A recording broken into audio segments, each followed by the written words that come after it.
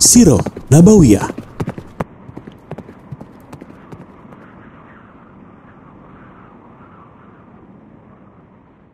Assalamualaikum warahmatullahi wabarakatuh.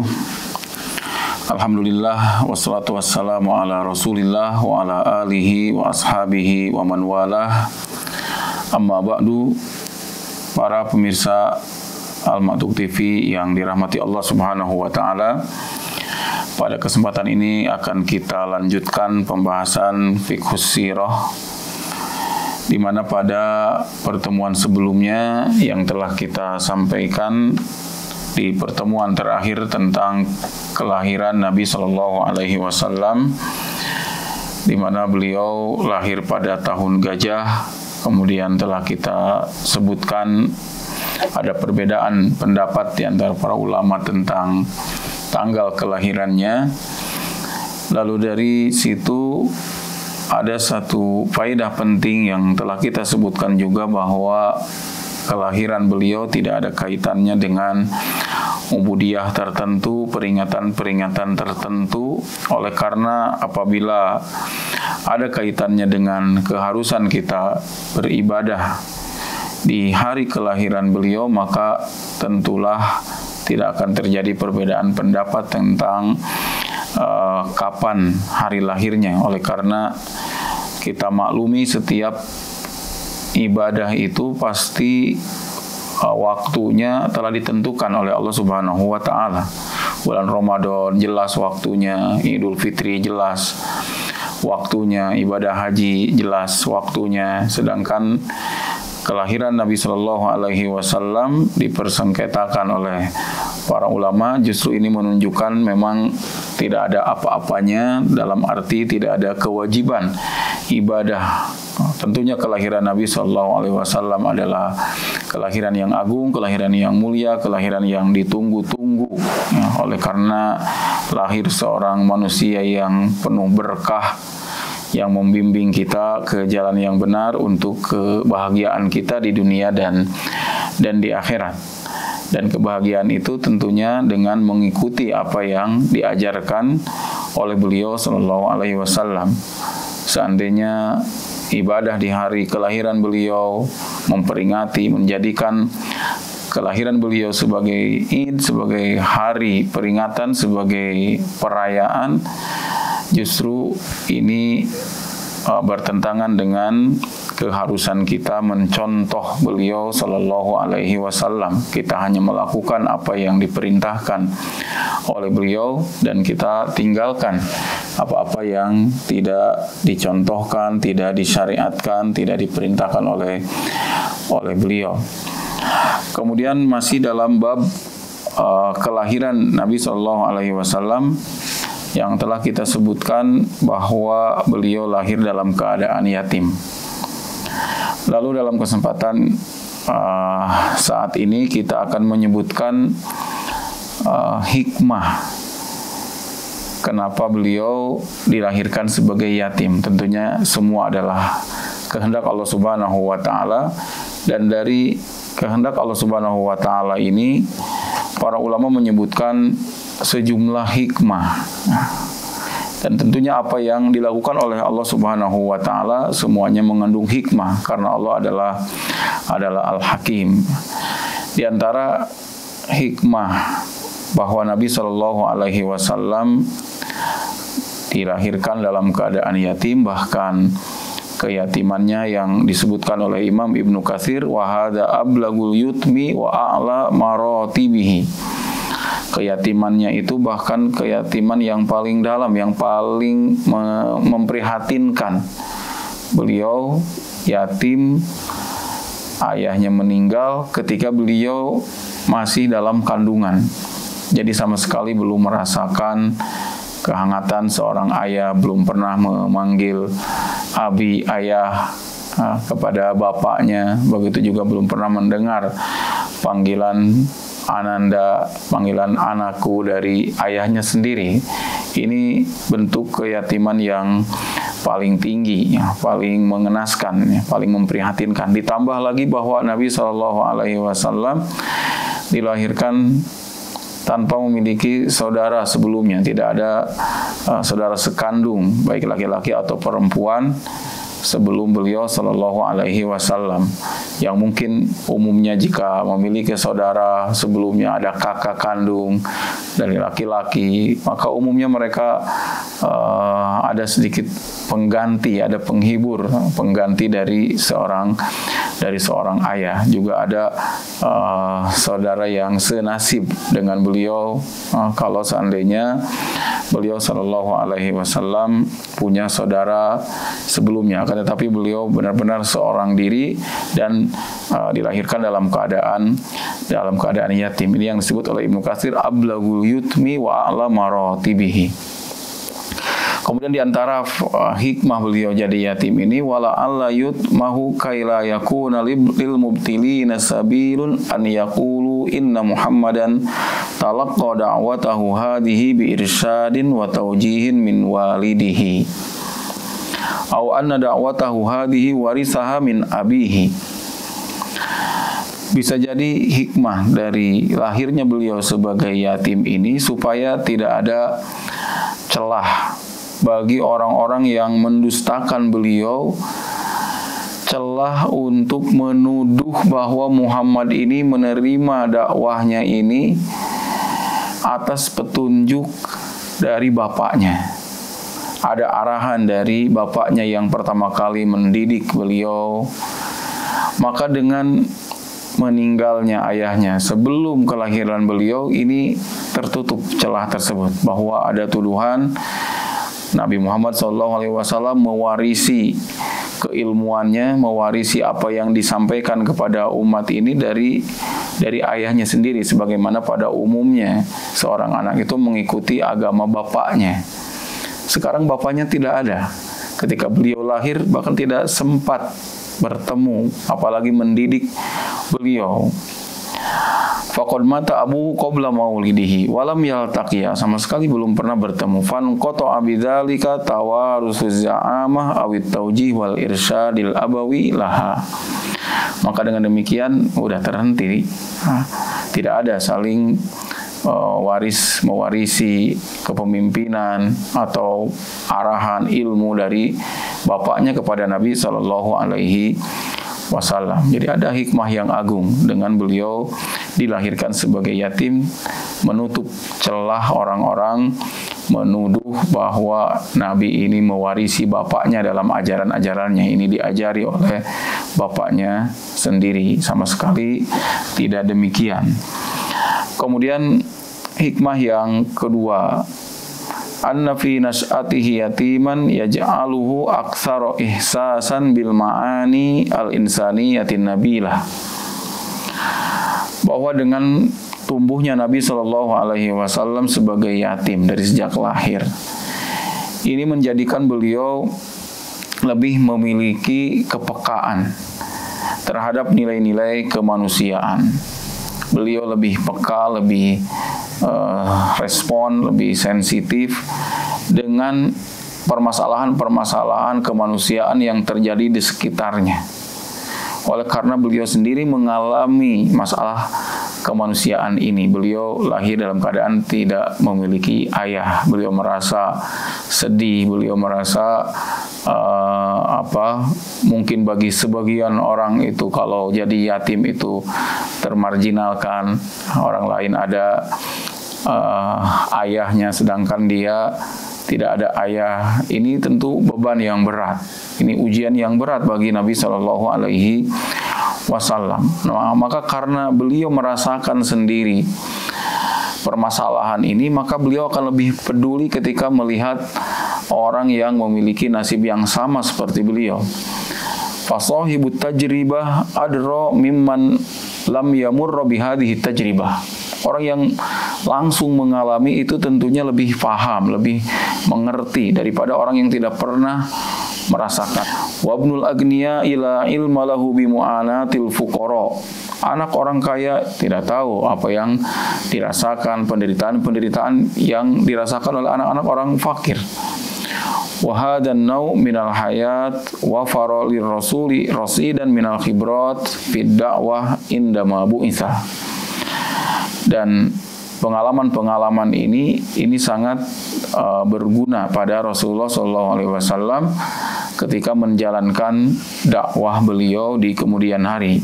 Beliau lebih respon, lebih memiliki rasa empati dengan perasaan-perasaan para sahabatnya, perasaan-perasaan umatnya, macam-macam permasalahan umat yang menjadi objek dakwah beliau bisa berempati dengan masing-masing mereka, terutama mereka yang memiliki permasalahan kemanusiaan tadi.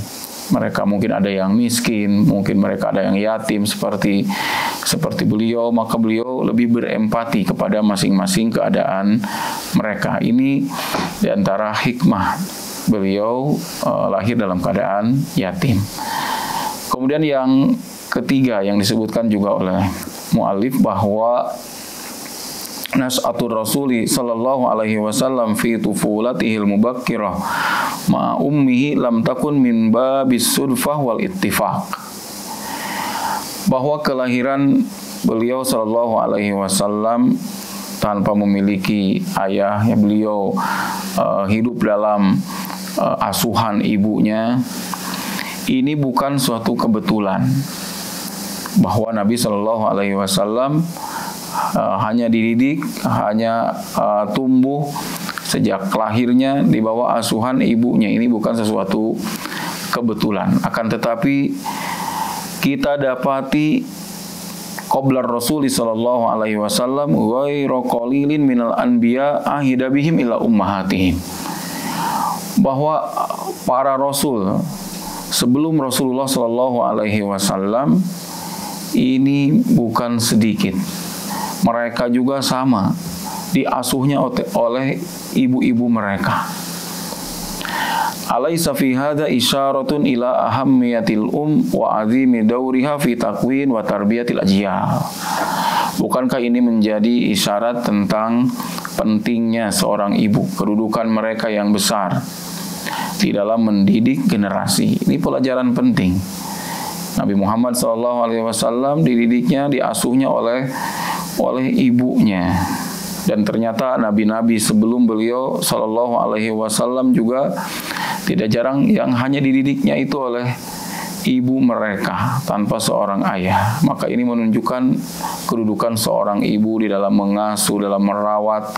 Ini begitu pentingnya. Nabi SAW juga dididiknya oleh ibunya. Lihat juga bukan hanya Nabi SAW, contoh yang lain Nabi Ismail alaihissalam, dia juga hidup di rumah ibunya di Mekah.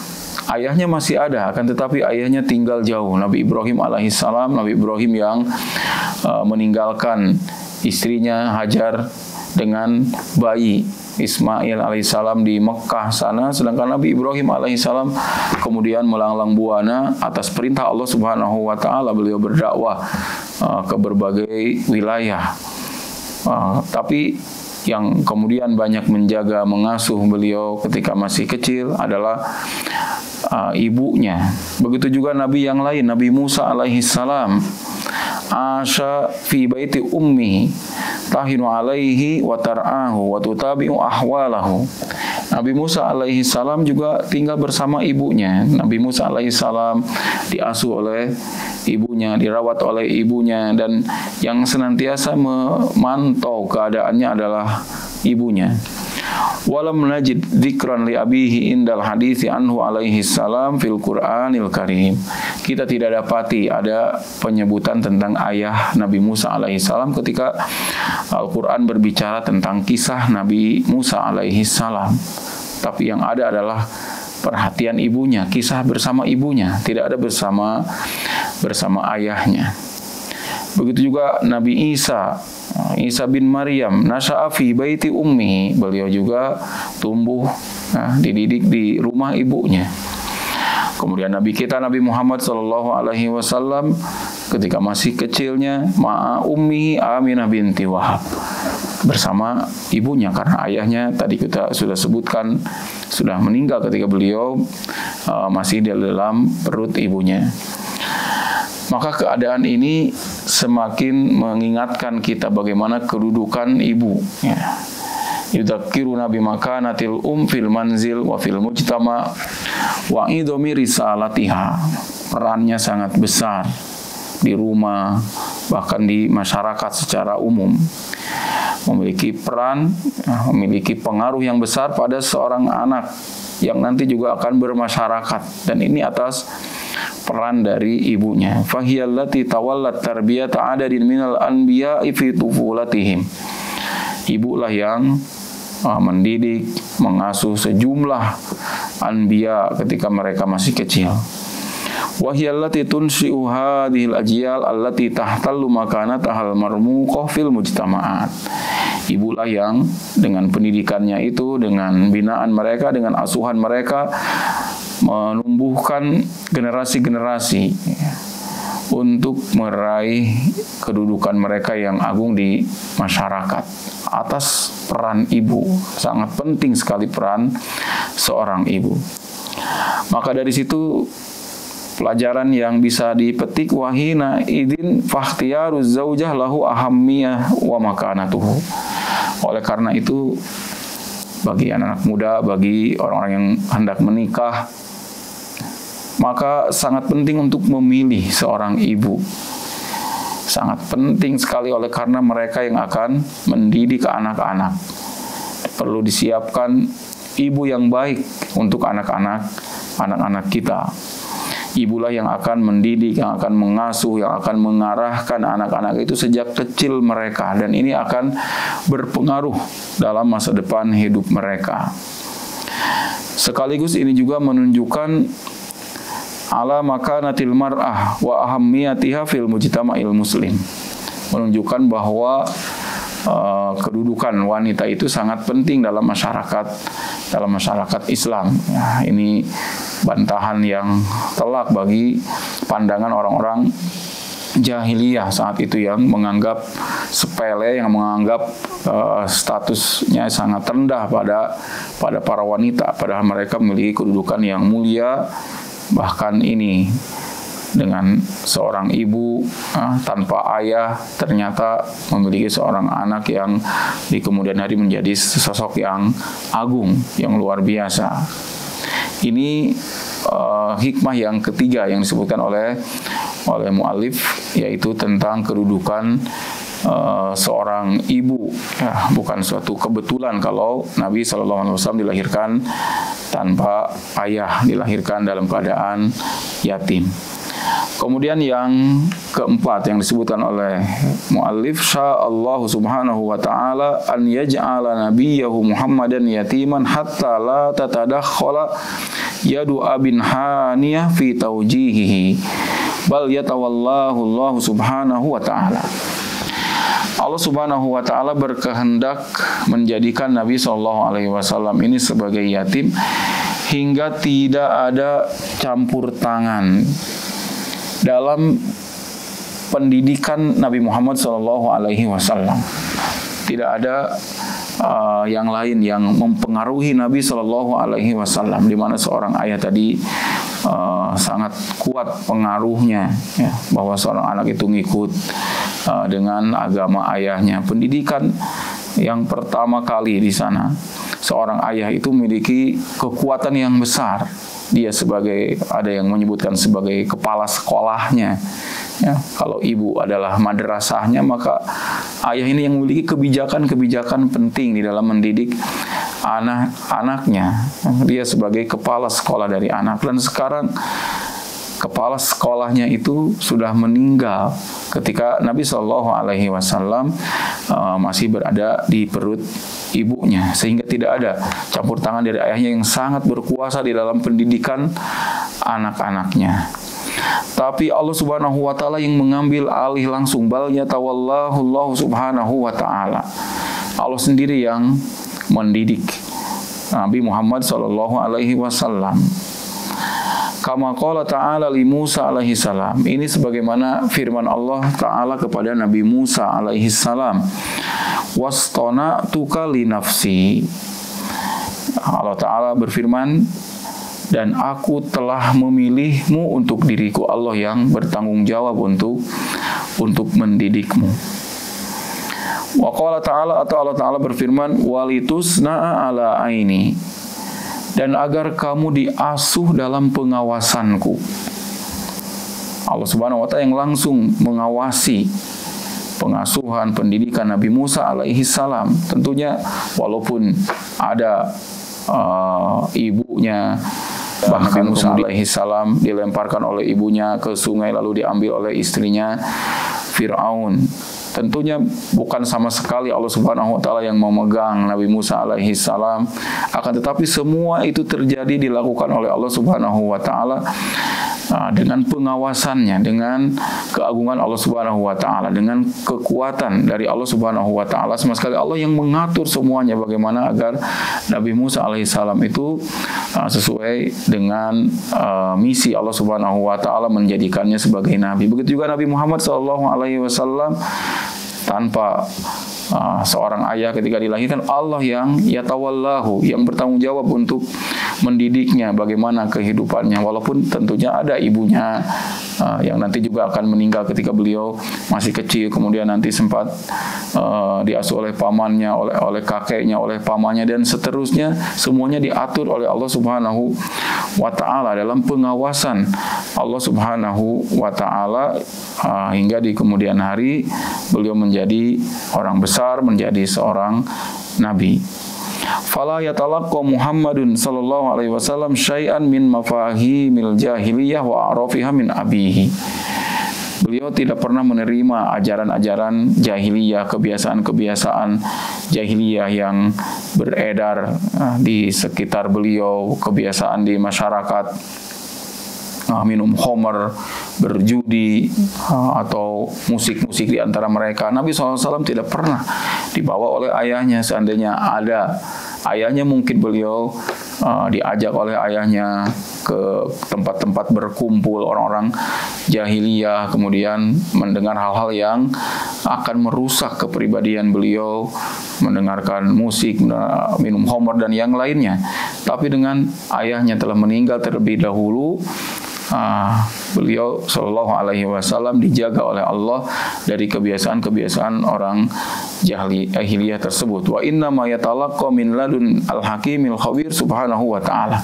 Tapi beliau langsung menerima ilmunya, menerima bimbingan dari sisi Allah Subhanahu wa Ta'ala yang maha bijaksana, yang maha berilmu. Nukila naqala Abu Hayyan fi bahrihi wa ghairuhu an Ja'far As-Shadiq rahimahullahu ta'ala. Abu Hayyan di dalam tafsir beliau, tafsir Al-Bahr, menukil dari Ja'far As-Shadiq. Bukan Abu Hayyan saja, juga yang lainnya menukil dari Ja'far As-Shadiq rahimahullahu ta'ala. Perkataan Ja'far As-Shadiq, di mana beliau berkata, innama yutmu Rasulillah sallallahu alaihi wasallam li alla yakuna alaihi haqqun li makhluk. Hanyalah yatimnya Rasulullah sallallahu alaihi wasallam ketika dilahirkan, li alla yakuna alaihi haqqun li makhluk.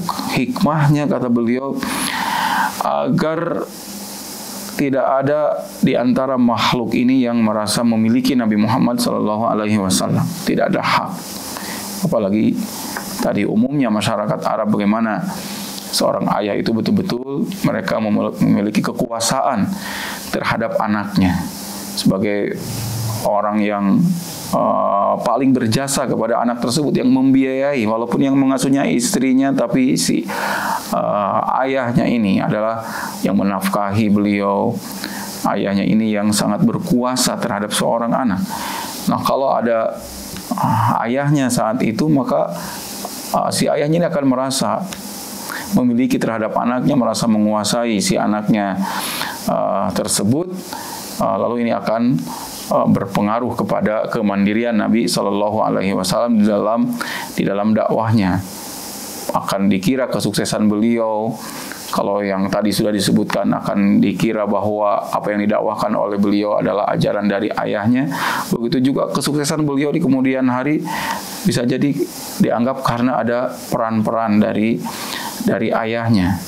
Karena dulu dididik sebagai seorang pemimpin, sebagai seorang yang memiliki jiwa kepemimpinan ini atas didikan ayahnya. Maka dengan tidak ada ayahnya ini sama sekali Nabi akan merasakan bahwa ini benar-benar anugerah dari Allah Subhanahu wa ta'ala, bimbingan dari Allah Subhanahu wa ta'ala. Begitu juga yang lainnya akan melihat hal tersebut, sama sekali bukan warisan dari ayahnya kepemimpinannya ini. Waqala Ibnul Imad fi Kasfil Asrar. Nah, ini sebagaimana dikatakan juga oleh Ibnul Imad di dalam Kasful Asrar. Innama rabbahu yatiman li'anna asasa kulli kabirin saghir wa uqba kulli khatirin haqir. Nabi SAW diasuh sejak kecilnya dalam keadaan yatim oleh karena pondasi segala sesuatu yang besar itu adalah dari perkara kecil terlebih dahulu.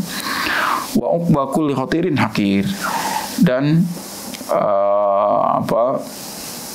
asal dalam setiap perkara yang berat itu awalnya adalah perkara yang sepele terlebih dahulu. Nabi SAW diasuh oleh Allah Subhanahu wa ta'ala langsung ketika beliau yatim sejak kecilnya, sama sekali tidak ada peran sekecil apapun dari ayahnya.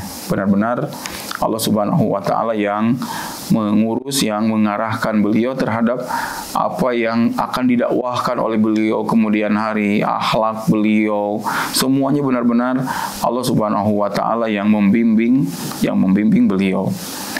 Juga Ibnul Imad mengatakan lagi, liyanzura idza wasala ila madariji izzihi ila awaili amrihi, agar Nabi SAW memperhatikan ketika beliau sudah sampai ke puncak kejayaannya menjadi seorang pemimpin umat, menjadi seorang nabi dan pemimpin umat. Ketika beliau sampai kepada kejayaannya tersebut, agar beliau melihat ke belakang. Pertamanya dulu itu beliau bagaimana? Dulu beliau tidak punya apa-apa, beliau yatim, tidak punya ilmu, tidak punya apa-apa. Maka dia akan menyadari liya'lam annal aziz man a'azzahu Allah wa anna quwwatahu laisat minal aba'i wal ummahat wala minal ma. Maka beliau akan sadar bahwa segala keagungan itu adalah datangnya dari Allah. Yang agung hanyalah yang diagungkan oleh Allah Ta'ala. Kalau Allah tidak mengagungkannya, kalau Allah tidak membimbingnya, kalau Allah tidak mengarahkannya, dia sama sekali tidak akan sampai pada keagungan ini. Kekuatannya ini bukan datang dari ayahnya, bukan datang dari ibunya, juga bukan dari harta yang banyak yang diwariskan oleh ayahnya, oleh orang tua. Tapi quwwatuhu minallahi ta'ala. Sama sekali kekuatannya, segala kemuliaannya itu datang dari Allah Tabaraka wa ta'ala. Juga masih kata Ibnul Imad, wa aidan liyarhamal faqir wal aitam. Juga hikmahnya agar beliau menyayangi orang-orang fakir, juga anak-anak yatim. Ini masih bagian dari penjelasan poin yang keempat di antara hikmah beliau dilahirkan dalam keadaan yatim. Lalu yang kelima yang disebutkan oleh muallif, dan ini yang terakhir yang disebutkan oleh beliau, fi hadzal yutmi darsun da'wi. Dengan yatimnya beliau ini ada pelajaran dakwah, pelajaran yang sangat berharga yang harus kita camkan. Wa huwa annal ghina war rif'ah wal izzah la ilaqata lah bil yutmi wala biman baqiya abawahu hayyaini. Bahwa kekayaan, kemuliaan, keagungan ini tidak ada kaitannya apakah dia seorang yatim atau yang kedua orang tuanya masih hidup. Bukan karena yatim atau tidak yatimnya, tidak ada hubungannya sama sekali. Keagungan, kemuliaan, kekayaan ini tidak ada hubungannya apakah anak ini yatim atau bukan yatim. Fakam min fardin minna yata'allaqu bil aulad wa mustaqbalil aulad wa yakhsha doya'al aulad. Maka ini banyak di antara kita, sesuatu yang tidak patut terjadi pada kita, sangat bergantung kepada anak, sangat memiliki perhatian yang kuat kepada anaknya dan masa depan anaknya, khawatir dengan masa depan mereka, lalu orang tersebut mencari dunia demi memperhatikan masa depan anak-anaknya tersebut, sampai mereka khawatir ketika harus bersedekah, tidak mau bersedekah. Kenapa? Karena saya harus memperhatikan anak-anak saya. Dia kira dengan perhatian dia, dengan diberi warisan yang banyak oleh dia, maka akan sejahtera mereka. Dikiranya dia yang bisa mengatur semua itu. Padahal semuanya adalah anugerah dari Allah Subhanahu wa taala. Bisa jadi dia mewariskan banyak harta kepada anaknya, tapi anaknya tetap terlantar. Tapi bisa jadi juga dia tidak memberi apa-apa karena memang seperti itu rezeki yang Allah berikan kepadanya. Walaupun dia sudah berusaha dengan harta yang halal dia cari, tapi dia dapat rezeki seadanya, hanya segitu-segitu saja yang dia dapatkan. Tapi ternyata anaknya bisa hidup sejahtera. Dia mungkin punya rezeki banyak, tapi dia juga memperhatikan kebutuhan kaum muslimin, banyak bersedekah. Dia juga perhatikan anaknya juga, bukan berarti tidak dinafkahi, tapi kemudian bisa jadi habis harta tersebut sehingga tidak memiliki warisan yang banyak untuk anak-anaknya. Tapi bagi seorang mukmin tetap percaya kepada Allah Tabaraka wa Ta'ala. Bagaimana Umar bin Abdul Aziz mewariskan untuk anaknya itu bagi masing-masing mereka kurang dari 1 dinar. Kenapa? Karena keperluan-keperluan untuk umat ini yang dia perhatikan. Tapi dia tidak khawatir dengan semua itu. Dia mengatakan, jika anak-anakku soleh, maka Allah pasti menjaga mereka. Tapi jika anakku tidak soleh, buat apa juga meninggalkan harta untuk mereka yang hanya digunakan untuk bermaksiat kepada Allah Tabaraka wa Ta'ala. Dia benar-benar percayakan semua itu kepada Allah Tabaraka wa Ta'ala. Dia tidak pelit dengan harta yang dimilikinya, oleh karena yang menentukan sukses dan tidaknya seorang bukan dari harta yang dia tinggalkan, tapi dengan perhatian Allah Subhanahu wa Ta'ala, penjagaan Allah Subhanahu wa Ta'ala kepada anak-anaknya. Maka mu'allif di sini menyebutkan sebagai penguat hal tersebut bagaimana kisah Nabi Musa alaihissalam dan Nabi Khidir yang mereka membangun sebuah rumah yang roboh. Kemudian di akhir kisah penjelasan dari Nabi Khidir tersebut tentang rumah tersebut adalah milik 2 anak yatim yang ada di kota ini. Wa ammal jidaru fakana li gulamaini yatimaini fil Madinah. Ini milik 2 anak yatim yang ada di kota ini. Di bawah rumah tersebut ada harta yang ditinggalkan oleh orang tuanya. Wa kana abuhuma shaliha. Dan orang tuanya adalah orang tua yang soleh. Maka karena orang tuanya adalah orang tua yang soleh, fa'arada rabbuka an yablugha ashuddahuma wa yastakhrija kanzahuma rahmatan min rabbik. Maka Allah berkeinginan untuk 2 anak ini supaya mereka sampai hidupnya pada kedewasaannya, lalu mengeluarkan harta yang ditinggalkan oleh kedua orang tua yang ada di bawah rumah ini. Allah benar-benar menyayangi anak ini, bermaksud untuk menjaga anak ini agar mereka nanti bisa mengelola harta orang tuanya kembali. Kenapa? Karena kedua orang tuanya adalah orang tua yang soleh. Maka ini yang seharusnya menjadi perhatian kita, bagaimana mensolehkan diri kita ketika kita hendak menjaga anak-anak kita agar mereka dijaga, agar masa depannya baik. Bukan sama sekali dengan hanya memperhatikan terkait dengan duniawi mereka. Bagaimana Nabi SAW lahir dalam keadaan yatim, bagaimana Nabi SAW lahir dalam keadaan miskin, fakir. Akan tetapi ketika Allah menjaga beliau SAW, beliau menjadi sosok yang sukses, seorang yang besar, seorang yang agung di mata manusia dan di mata Allah Subhanahu wa Ta'ala. Bukan karena warisan dari orang tuanya. Maka salah kalau ada yang beranggapan kita harus memperhatikan masa depan anak itu dengan perhatian terhadap perkara-perkara duniawi, lalu tidak memperhatikan perkara-perkara ukhrawi. Sa'id bin Musayyib rahimahullah mengatakan kepada anaknya, la azidanna fi salati min ajlika raja'an ahfadhu fika. Kata Sa'id bin Musayyib, aku tambahkan salatku, semakin ditingkatkan kuantitasnya juga kualitasnya. Dia katakan kepada anaknya, saya tingkatkan kualitas salat saya, kuantitas salat saya, raja'an ahfadhu fika. Demi engkau, min ajlik, demi engkau, agar Allah menjagamu. Nah, ini diperhatikan. perkara-perkara ukhrawi, memperbaiki agama kita, juga pendidikan kita terhadap anak-anak kita. Dan Umar bin Abdul Aziz juga pernah mengatakan, ma min mu'minin yamutu illa hafizahullah fi aqibihi wa aqibi aqibihi.